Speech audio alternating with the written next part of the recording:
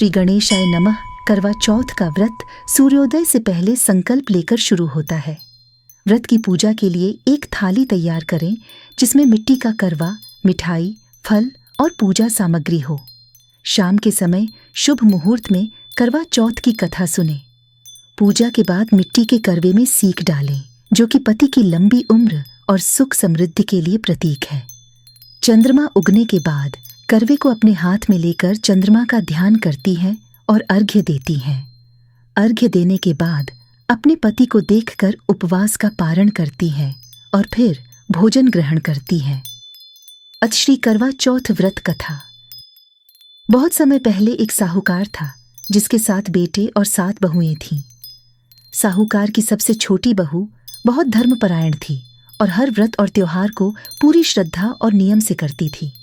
उसने यह निर्णय लिया कि वह करवा चौथ का व्रत भी करेगी। जब करवा चौथ का दिन आया तो साहूकार की छोटी बहू ने व्रत किया।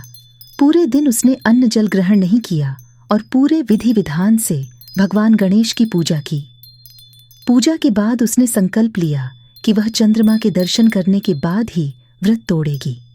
साहूकार और उसकी बाकी बहुएं यह देखकर हंसी उड़ाने लगीं कि छोटी बहू बिना खाए पिए कितनी देर तक व्रत रखेगी। साहूकार के 7 बेटों ने देखा कि उनकी पत्नियां तो व्रत तोड़कर भोजन कर रही थीं, लेकिन सबसे छोटी बहू अभी भी व्रत पर थी। उन्होंने मजाक में चांद के समय से पहले ही एक आकाश दीप जलाकर उसे यह झूठा विश्वास दिलाया कि चांद निकल आया है।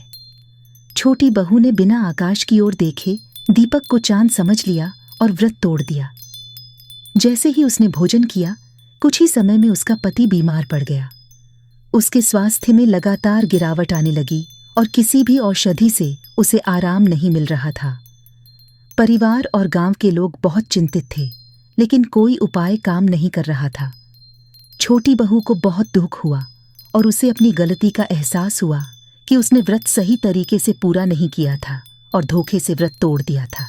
वह अपने पति को बचाने के लिए एक साधु महात्मा के पास गई और उनसे उपाय पूछा।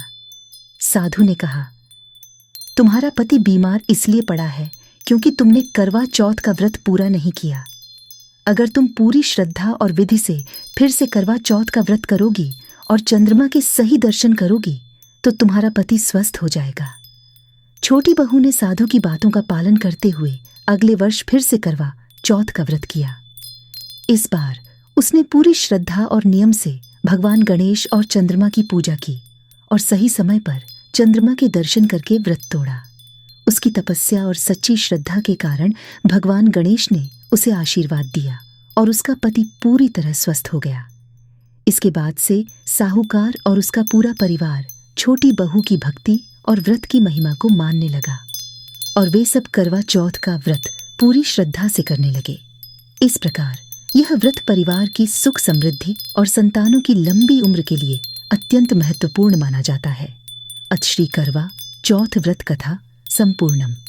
करवा चौथ व्रत को करने से संतान की लंबी उम्र और सुख समृद्धि प्राप्त होती है। यह व्रत परिवार में सुख और शांति बनाए रखने में सहायक होता है। व्रत के दिन विधिपूर्वक पूजा और कथा सुनने से मनोकामनाएं पूर्ण होती हैं।